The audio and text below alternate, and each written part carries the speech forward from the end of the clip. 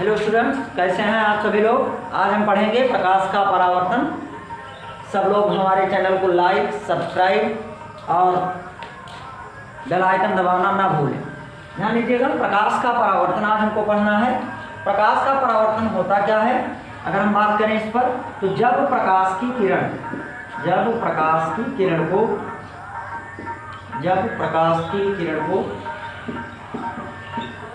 हम किसी अपारदर्शी माध्यम पर गिराते हैं, अपारदर्शी या कलई किए हुए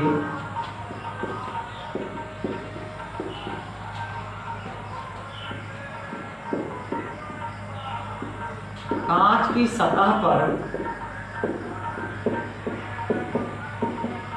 गिराते हैं, तो प्रकाश जिस माध्यम से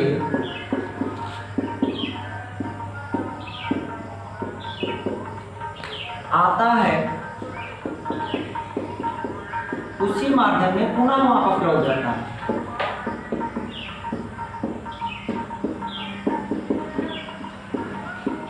पुनः वापस लौटता है।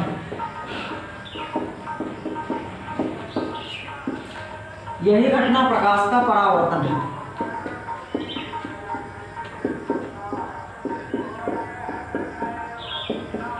प्रकाश का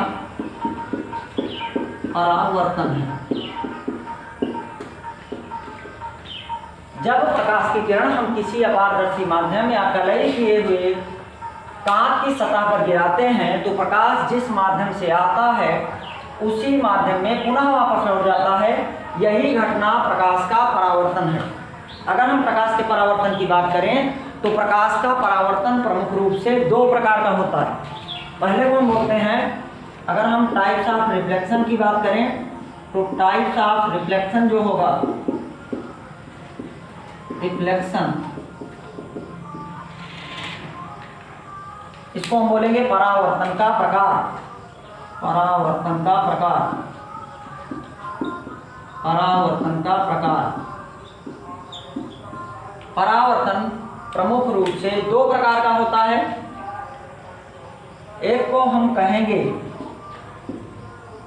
नियमित परावर्तन,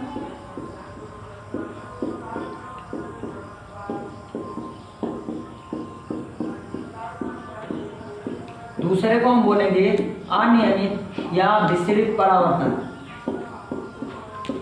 अनियमित या इसी को हम बोलते हैं विसरित परावर्तन।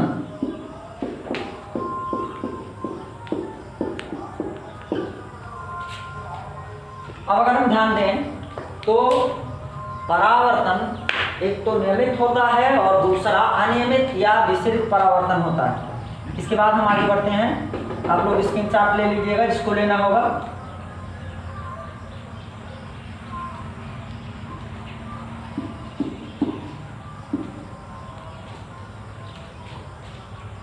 अगला मैटर हमारा आता है परावर्तन के प्रकार का। पहला परावर्तन होता है नियमित परावर्तन।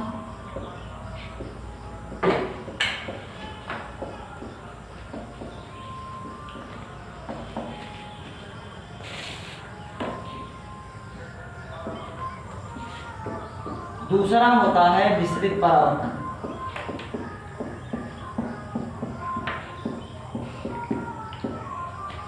विसरित परावर्तन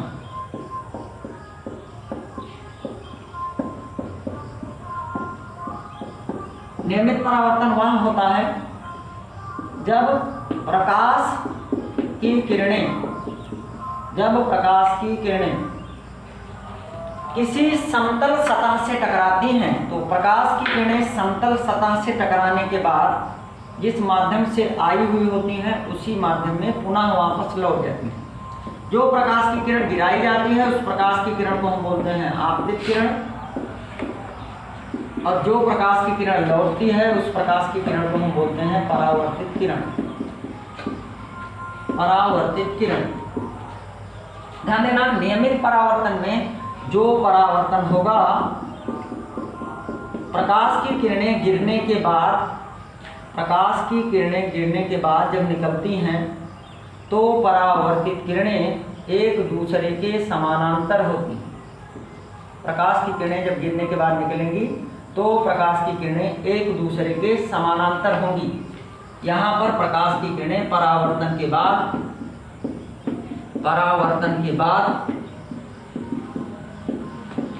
समांतर मिलती हैं। अर्थात हम कह सकते हैं कि परावर्तन के पश्चात जब प्रकाश की किरणें एक दूसरे के समांतर मिलेंगी तो इस परावर्तन को हम बोलेंगे नियमित परावर्तन। दूसरा होता है विसरित परावर्तन। विसरित परावर्तन हम किसको बोलेंगे?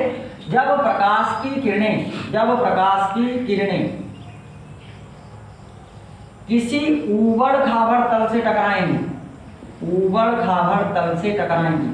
जैसे प्रकाश की किरणें किसी ऊबड़-खाबड़ परावर्तक तल से टकरा रही है यहाँ, और जब प्रकाश की किरणें किसी ऊबड़-खाबड़ तल से टकराती हैं तो प्रकाश की किरणें परावर्तन के पश्चात एक दूसरे को काटती हैं। परावर्तन के बाद एक दूसरे को काटेंगे, प्रतिच्छेदित करेंगे। ये होगा प्रतिच्छेद बिंदु। तो प्रकाश की किरणें परावर्तन के पश्चात एक दूसरे को जब प्रतिच्छेदित करेंगी तो इस प्रकार का जो परावर्तन होगा उसको हम बोलेंगे विसरित परावर्तन। और जब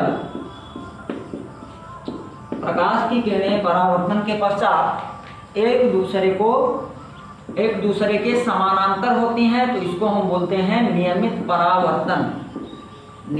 परावर्तन। ये जो होगा इसको हम बोलेंगे नियमित परावर्तन। उम्मीद है कि आप सभी लोगों को ये सारी बातें समझ में आई होंगी। स्क्रीनशॉट जिसको लेना हो ले सकता है।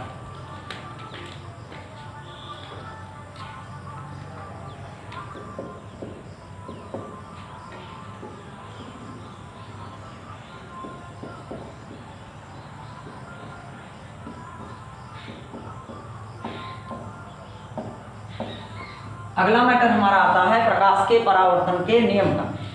प्रकाश के परावर्तन के नियम की अगर हम बात करें तो प्रकाश के परावर्तन के 2 नियम हैं। कितने नियम हैं? 2 नियम हैं। प्रकाश के परावर्तन के 2 नियम हैं। पहला नियम आप देखिएगा, दूसरा नियम देखिएगा। जैसा कि हमने पहले बताया है उन्हीं बातों पर थोड़ा सा फोकस करते हुए आगे बढ़ेंगे। जो प्रकाश की किरण किसी कलई किए हुए सतह पर, कलई किसकी होती है? जिंक सल्फेट से इसको कलई किया जाता है। अब देखिएगा, प्रकाश की किरण को हमने गिराया, जिस प्रकाश की किरण को हमने गिराया उस प्रकाश की किरण को हम बोलते हैं आपतित किरण। क्या बोलेंगे इसको? आपतित किरण। और जो प्रकाश की किरण गिर करके उसी माध्यम में फिर से वापस लौट रही है उस प्रकाश की किरण को हम बोलेंगे परावर्तित किरण।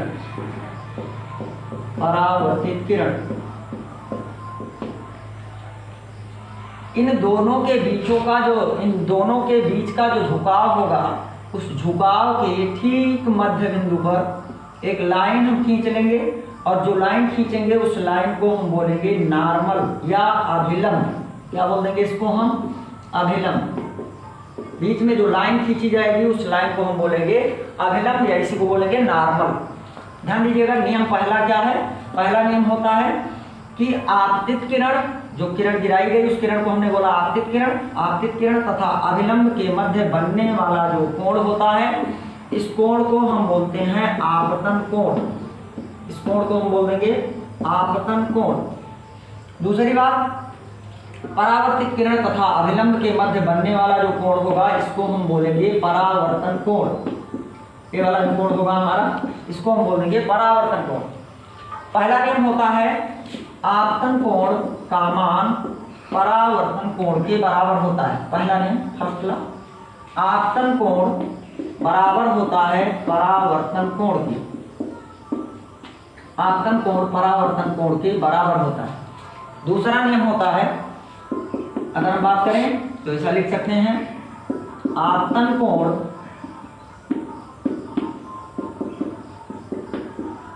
परावर्तन कोण व अभिलंब, आपतन कोण, परावर्तन कोण व अभिलंब